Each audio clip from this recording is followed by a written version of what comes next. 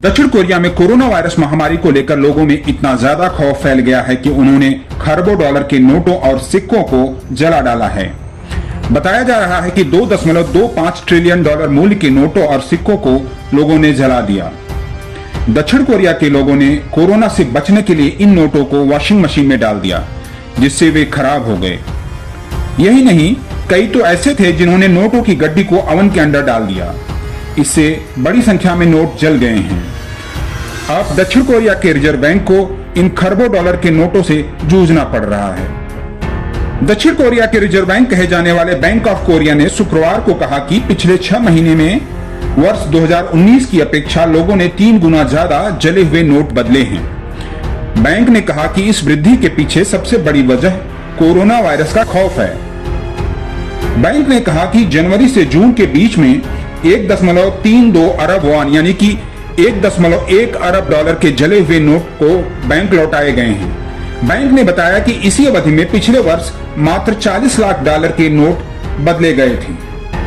कोरियाई बैंक ने कहा कि इस साल ओवन के अंदर नोटों को जलाने के मामले काफी ज्यादा आ रहे हैं। बैंक का इशारा इस ओर था कि लोगों ने नोटों से कोरोना वायरस के फैलने के डर से इन नोटों को ओवन के अंदर डाल दिया।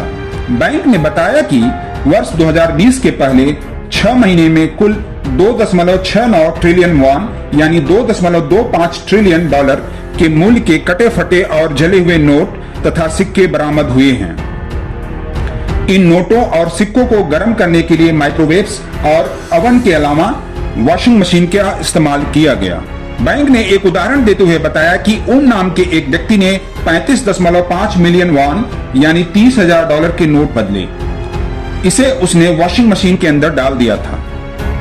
इसमें से उनको केवल 22.9 मिलियन वॉन ही मिले। इससे उसकी 35% मूल धनराशि नष्ट हो गई। बैंक ने बताया कि यह 30,000 डॉलर उसे अंतिम संस्कार के लिए परिवार के सदस्यों की ओर से दान में मिले थे। नोटों के जलने से उनकी टेंशन काफी बढ़ गई है। इसी तरीके के एक अन्य मामले में किम नाम के एक शख्स ने 5.2 मिलियन वॉन माइक्रोवेव के अंदर डाल दिए।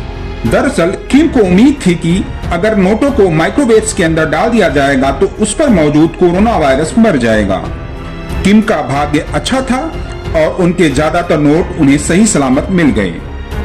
इससे पहले मार्च महीने में बैंक ऑफ कोरिया ने कहा था कि वह बैंक नोटों को 2 सप्ताह के लिए अलग रख रहा है ताकि कोरोना वायरस को खत्म किया जा सके। यही नहीं, बैंक ने कुछ नोटों को जला भी दिया था। दक्षिण कोरिया में कोविड-19 के कुल 14,000 से ज्यादा मामले सामने आए हैं। नवभारत टाइम्स ऑनलाइन के लिए शैलेश शुक्ला की रिपोर्ट।